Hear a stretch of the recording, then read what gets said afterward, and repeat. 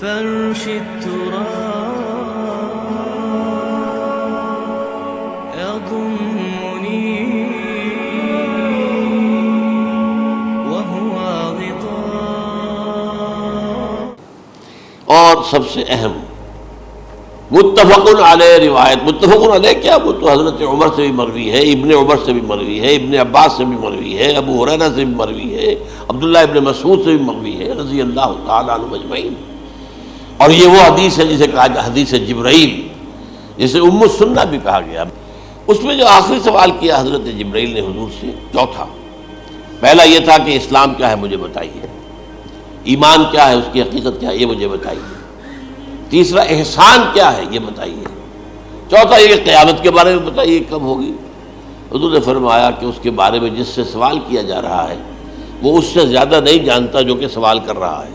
اب اس کے کئی مفہوم ہو سکتے ہیں کہ بہرحال یا تو حضرت، چونکہ بعد میں معلوم ہوا کہ حضور نے پہچانا نہیں کہ یہ جبرائیل ہے، بلکہ جب سوال جواب ہو کر وہ چلا گیا شخص تو اچانک حضور کے ساتھ ذرا ردو ہو ہی لیا، ذرا بلانا اس کو دوبارہ لانا.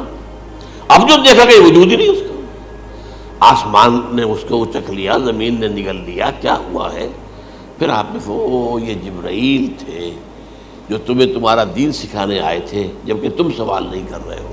یہ بڑے بیسک کوسچن تھے، اس لیے کہ دنیا کے ہمارا نظام اسلام پر ہے، ایمان پر نہیں ہے. اچھا، یہ جو متفق علیہ حدیث ہے جو حضرت جبرائیل کی ہے، اس میں پھر انہوں نے کہا کہ اچھا اگر آپ مجھے یہ کب ہوگی قیامت نہیں بتا سکتے تو اس کی کچھ علامتیں بتائیے. یہ بڑی عظیم تھا، کیونکہ یہ تو تمام احادیث کے اندر میں نے عرض کیا نا کہ سب سے زیادہ صحابہ سے منقول ہے. اور آپ نے فرمایا کہ جب لونڈی اپنی مالکہ کو جنے گی اور تم دیکھو گے کہ ننگے بدن، ننگے پیر، بھوکے ننگے بھیڑوں اور بکریوں کو چرانے والے اونچی سے اونچی عمارتیں بنانے میں ایک دوسرے کا مقابلہ کریں. اذا تلد الامۃ ربتہا، کیا بات ہے؟ یہ خاص الفاظ کیوں کہے گئے؟ اولاد والدین کے سامنے دب کر رہتی تھی، کبھی سینہ تان کر بات نہیں کرتے تھے. ٹھیک ہے، کوئی بات آپ مان نہیں سکتے، ابا جان یہ بات تو میں نہیں کر سکتا. یا فرض کیجئے کہ وہ آپ کو کسی نیکی سے روک رہے ہیں، کہ دینی کام سے روک رہے ہیں، ابا جان یہ تو میں نہیں کروں گا، یہ تو دین کا فرض ہے. یہ کہیں آپ، اور ڈٹ کر کہیں اور جمیں اس پر، لیکن یہ کہ کوئی سرکشی کا انداز نہ ہو. ایسا نہ ہو کہ اپنے جناب سینے کو تان کر کے کھڑے ہو جائے، میں نہیں کروں گا، یہ نہیں، یہ غلط ہو جائے. اچھا، اولاد میں بیٹی جو ہوتی تھی وہ زیادہ سبارڈینیٹ، سبمسیو، بات ماننے والی، کہیں بھی سر اونچا نہ کرنے والی. اور آخری دور میں کیا ہوگا؟ بیٹیوں سے مائیں ڈریں گی، انہیں ٹوک نہیں سکتی کسی بات پر، پتہ نہیں کیا بک دے گی، کیا بکواس کر دے. یہ تو ہمارے یہاں ہو گیا ہے، باہر کیا ہے تو آپ یہ بھی نہیں پوچھ سکتے. آپ کی 13 برس کی لڑکی آئی ہے رات کو 1 بجے، نہیں پوچھ سکتے کہاں رہی ہو، یہ رات کہاں گزاری، پوچھ ہی نہیں سکتے. یہ پوچھنا بھی جرم ہے. اپنے چھوٹے بچے کو آپ نے ایک تھپڑ مار دیا، تہذیب ہے، سکھانا ہے، غلط کام کیا ہے، اس کی سرزنش ہو رہی ہے، فوراً وہ اگر ایک فون کر دے گا پولیس آئے گی، بچے کو لے جائے گی، اسے لا کر کہیں اور جو ہے ڈپازٹ کرے گی اور آپ پر مقدمہ چلے گا، آپ کو اس کی سزا بھگتنی ہوگی. ظاہر بات ہے کہ پھر وہاں سرکشی کا کیا عالم ہوگا. پھر اولاد کہاں سر جھکائے گی، کس درجے میں جھکائے گی؟ اس کی تربیت عثمانی میں ہوئی نہیں.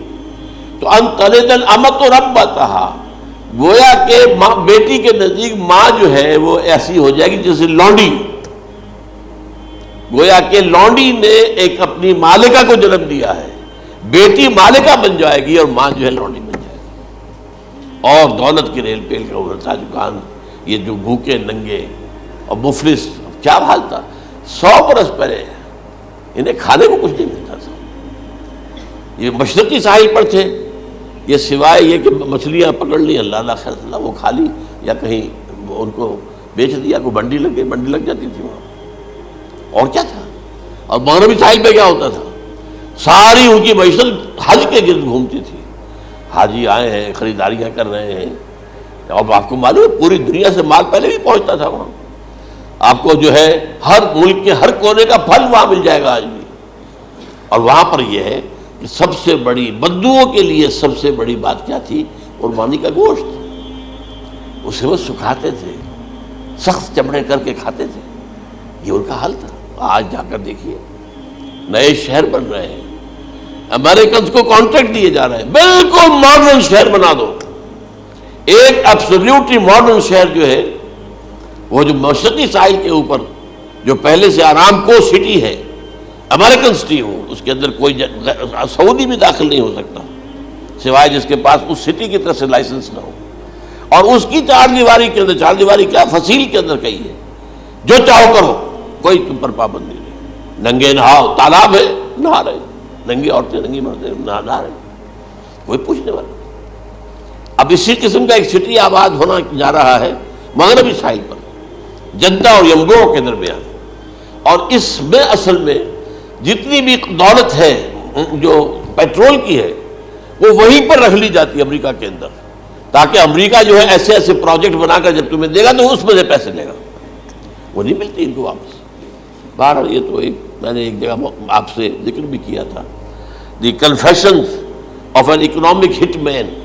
وہ کنفیشنز کی بات جو ہے اگر آپ میں سے کسی کو دلچسپی ہو تو اسے پڑھیں کہ کس طریقے سے 1973 کے آئل امبارگو کے بعد جو شاہ فیصل شہید کے زمانے میں ہوا تھا، پھر جس طریقے سے امریکہ نے ان تمام ممالک کو جکڑ لیا ہے، اس کا پورا جو پروسیس کیا تھا وہ سامنے آتا ہے. پر اس کے بعد آتا ہے علامات کبریٰ کا ذکر، بڑی علامتیں جو کہ بالکل خرق عادت کے انداز میں ہوگی، ان کا معاملہ جو ہے وہ آپ کے ناپ تول میں نہیں آ سکتا. آپ کی کیمسٹری فزکس ان کا جو ہے وہ نہیں کر سکتی ادراک ہوگا یہ قیامت کی. ان میں نمبر ایک کیا ہے؟ ایک بہت بڑا دھواں آئے گا، پوری دنیا کو لپیٹے گا. نمبر دو، دجال کا ظہور ہوگا جو اپنی خدائی کا دعویٰ لے کر آئے گا اور بنوائے گا. اس کے ہاتھ میں ہو جائیں گے، قبضے میں ہو جائیں گے سارے ذرائع پیداوار کے. اس کی طرف بھی پہلا قدم اٹھ چکا ہو، ٹرپس کے نام سے معاہدہ ہو چکا ہے.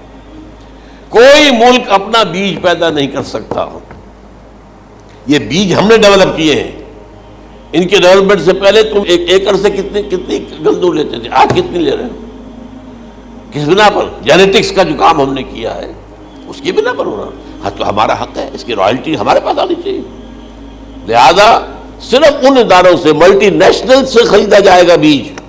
اور بیج بھی وہ دیں گے وہ کہ جس سے جو فصل اگے گی وہ بیج نہیں لا سکتے، وہ بیج کا کام نہیں کر سکتے. جیسے آپ کو معلوم ہے کہ آپ کے ہاں جو گوشت کھایا جاتا ہے مرغے کا، تو مرغا وہ جو ہے اس میں مرغا ہو یا مرغی ہو، اس کے اندر کوئی وہ کیفیت ہی نہیں ہے.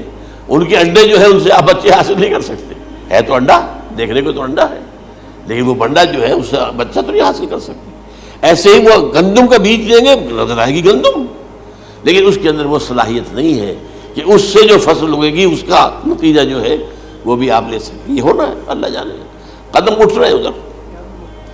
پھر یہ ہے کہ دابۃ الارض، زمین سے ایک حیوان نمودار ہوگا، زمین شق ہوگی. ابھی میں کہہ رہا ہوں خرق عادت ہے، یہ چیزیں وہ نہیں ہیں جو ہماری کسی حساب کتاب میں جو باتیں پہلے آئی ہیں وہ تو حساب کتاب میں آ رہی ہیں، ساری سمجھ میں آ رہی ہیں، ساری چیزیں مشاہدہ ان کا ہو رہا ہے. لیکن یہ ہے کہ دابۃ الارض، یہ کہتے ہیں کہ کوہ صفا، اس میں تو نہیں ہے حدیث میں، کوہ صفا پھٹے گا اور اس میں سے ایک حیوان دابہ وہ ظاہر ہوگا. تو اسی لیے فرمایا ہے وَإِذَا وَقَعَ الْقَوْلُ عَلَيْهِمْ أَخْرَجْنَا لَهُمْ دَابَّةً مِّنَ الْأَرْضِ تُكَلِّمُهُمْ. تو ہم اندر سے پیٹ کے چیر کر زمین کے پیٹ کو ایک حیوان کو برآمد کریں گے جو انسانوں سے بات کرے گا، گفتگو کرے گا. نمبر 4، طلوع الشمس من المغرب، یہ بھی خرق عادت.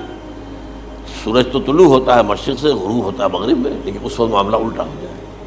یعنی جو کائنات کے اندر جو گڑبڑ ہوگی کچھ سمجھ میں بات آتی ہے کہ یہ معاملہ جو ہے یہ تو اس پورے سولر سسٹم کو اگر بدل دیتے ہیں تو مشرق مغرب ہو جانا، مغرب مشرق ہو جانا، یہ سمجھ میں آنے والی بات ہے. اس کے بعد ہے عیسیٰ ابن مریم کا نزول، جس کے بارے میں آج میں نے گفتگو کی ہے تفصیل سے.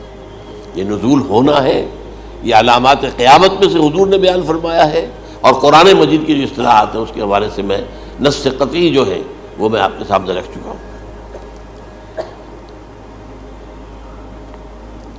پھر یاجوج ماجوج کا ایک معاملہ ہے، یہ میں ابھی اس وقت زیادہ اس پر بات نہیں کر سکتا۔ حضرت عیسیٰ علیہ السلام کے نزول کے بعد دو کام ہوں گے،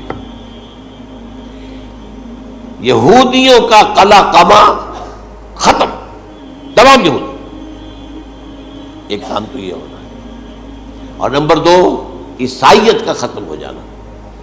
عیسائیت کی نفی کر دیں گے، بھائی تم مجھے خدا کا بیٹا بنائے بیٹھے ہو، میں تم خدا کا بیٹا نہیں ہوں، میں تو اس کا بندہ ہوں، رسول ہوں، میں نے تم سے کب کہا تھا کہ مجھے خدا کا بیٹا بناؤ۔ نمبر دو یہ کہ وہ خنزیر کو قتل کر دیں گے، یعنی یہ تم نے خنزیر کب سے کھانا شروع کر دیا؟ میں تو تم کو نکاح اجازت دے کر گیا تھا، یہ تو شریعت موسوی میں حرام تھا، اور میں کہہ کر گیا تھا کہ یہی شریعت تم پر لاگو رہے گی، ہاؤ کم تم نے کیسے یہ؟ آج بھی بہت سے رومن کیتھولکس جو ہے وہ سور نہیں کھاتے، وہ اس میں ہے ان کے اندر کچھ نہ کچھ بعض جو ہے جو حضرت عیسیٰ کی تعلیمات کا کچھ اثر ان کے ہاں ہے۔ اس کے بعد یہ ہے کہ یاجوج ماجوج، اصل میں بتا رہا تھا آپ کو کہ جب عیسائیت بھی ختم ہو گئی، یہود ویسے ختم ہو گئے، استیصال ہو گیا، جڑ کٹ گئی، اب عیسائیت گویا کہ اسلام میں ضم ہو گئی، عیسائیت بہتری سے مذہب ختم، یہودی خود ختم، اب یہ طاقت کتنی ہو جائے گی؟ تقریباً 2/3 دنیا آ گئی، تمام اب عیسائی 2 ارب کے قریب ہے، 1 ارب 90 کروڑ ہو گئے، یا مسلمان بھی 1 کروڑ 50-60 لاکھ ہیں، دونوں کو جوڑ لیجیے کتنے ہو گئے؟ 6 ارب کل آبادی ہے۔ لیکن اس کے بعد آتا ہے یاجوج ماجوج کا خروج۔ یہ یاجوج ماجوج میرے نزدیک چائنا اور رشیا ہے، ان کی مجموعی طاقت اتنی ہوگی، اور یہ اس طرح آئیں گے ہر اونچائی پر سے اترتے ہوئے، پھسلتے ہوئے، جیسے 1962 میں جب وار ہوئی تھی بٹوین چائنا اینڈ انڈیا 1962 میں، تو وہ اس وقت کا نقشہ جو آج بھی اخبارات میں پڑھتا تھا تو یاد، waves after waves of Chinese soldiers were coming down the slopes of Himalayas۔ یہ تو وہ ہے نا جن کی تعداد کا کوئی حساب نہیں ہے، اور رشیا اور یہ مل کر جو ہے، میرا اندازہ یہ ہے کہ جب پہلے ملحمۃ العظمیٰ ہوگی وہ عیسائیوں اور مسلمانوں کے درمیان، اس وقت یہ دونوں پاورز نیوٹرل رہے گی، لیکن غالباً یہ بات طے کر لیں گی کہ ویپنز آف ورلڈ جو ہے ماس ڈسٹرکشن، یہ استعمال مت کرنا، اگر یہ ویپنز آف ماس ڈسٹرکشن استعمال کرو گے تو ہم میدان میں آ جائیں گے۔ اس میں وہ جنگ جب ہو چکے گی، پھر حضرت عیسیٰ کو فتح حاصل ہو جائے گی، اور پھر یہ کہ یہودیت ختم ہو جائے گی، عیسائیت بطور مذہب ختم ہو کر اسلام میں ضم ہو جائے گا، پھر وہ 40 برس کا عہد حکومت ہے حضرت عیسیٰ علیہ السلام۔ لیکن جب یہ فتح ہو جائے گی ان پر، اب یاجوج ماجوج آئیں گے، اور اتنی تعداد میں آئیں گے کہ بحیرہ طبریہ جو ہے اس کا سارا پانی پی جائے گا۔ یہ تو اگر آپ کو کبھی اندازہ ہو، یا کوئی آپ جانیں ان لوگوں کو جو ان چینیوں سے واقف ہیں، وہ کہتے ہیں زمین پر ہلتی ہوئی کوئی چیزوں سے وہ چھوڑی چھوڑ کے کھا جائیں گے، جہاں وہ جاتے ہیں ایز اے لیبرر، وہاں کے جو سارے کتے ہیں ختم، ساری بلیاں ختم، ہر شے وہ جو سانپ کھاتے ہیں، ہر چیز کھاتے ہیں، اور یہ تمام ایسٹرن کنٹریز کے اندر ہوتا ہے، بڑی ڈیلیشس ڈشز ہیں یہ سانپ وغیرہ وغیرہ، اور یہ جس طرح کھا جائے، پانی پئے، ایک قطرہ نہیں رہے گا اس پر۔